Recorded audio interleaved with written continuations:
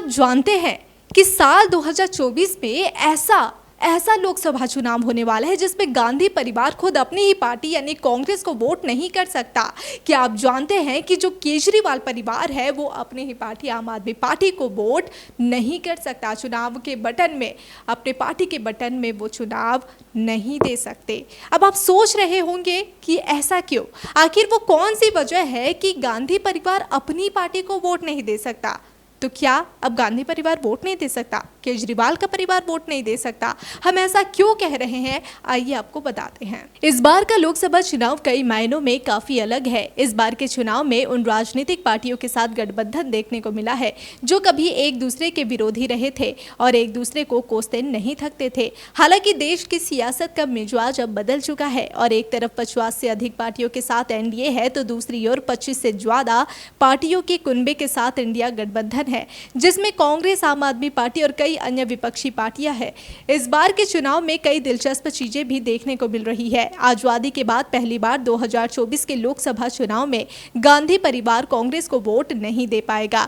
वहीं आम आदमी पार्टी का केजरीवाल परिवार भी इन चुनाव में झाड़ू के निशान पर बटन नहीं दबा पाएगा। इसके पीछे कोई खास नहीं बल्कि सियासी वजह है। ऐसा नहीं है कि गांधी परिवार वोट नहीं करेगा, वोट तो वो करेगा लेकिन दूसरी पार्टी को। दरअसल दिल्ली में कांग्रेस और आम आदमी पार्टी के बीच समझौता होने से एक दिलचस्प तस्वीर उभर कर सामने आई है। समझौते के तहत नई दिल्ली की सीट आपको मिली है तो चांदनी चौक की सीट कांग्रेस के खाते में गई है। अब नई दिल्ली सीट पर गांधी परिवार के चारों सदस्य सोनिया गांधी, राहुल गांधी, प्रियंका गांधी, रॉबर्ट वाड्रा का वोट है। वहां से कांग्रेस की बजाय आप उम्मीदवार सोमनाथ भारती, इंडिया गठबंधन की तरफ से बीजेपी उम्मीदवार सुषमा स्वराज की बेटी बांसुरी स्वराज का मुकाबला है।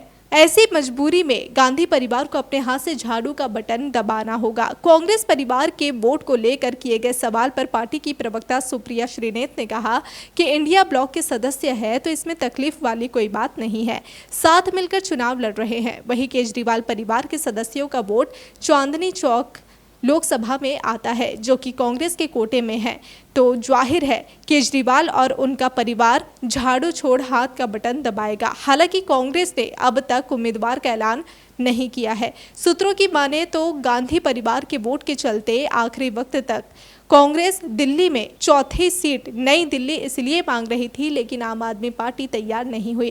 कांग्रेस की डिमांड पर आम आदमी पार्टी ने यही तर्क दिया कि जो गांधी परिवार की स्थिति होगी वही केजरीवाल परिवार की रहेगी, साथ ही इससे इंडिया गठबंधन को दिल्ली में और मजबूती मिलेगी।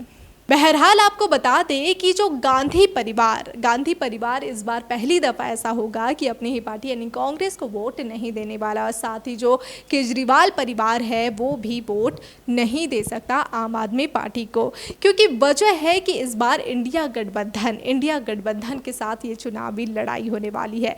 जी हाँ, जो चाहे वो आम आदमी पार्टी हो, कांग्रेस हो, कई जो सहयोगी दल है, 25 से ज़्यादा सहयोगी दलों के साथ जो चुनावी मैदान में उतरे हैं, यहाँ पर जो सीट शेयरिंग हुई है उस सीट शेयरिंग के कारण जो राजनीतिक मुद्दा है उसी को ध्यान में रखते हुए ये फैसला लिया गया है। आपको बता दें कि अब राहुल गांधी यानी जो गांधी परिवार है वो अब शायद आम आदमी पार्टी को दे या फिर दूसरे सहयोगी दलों को वोट दे।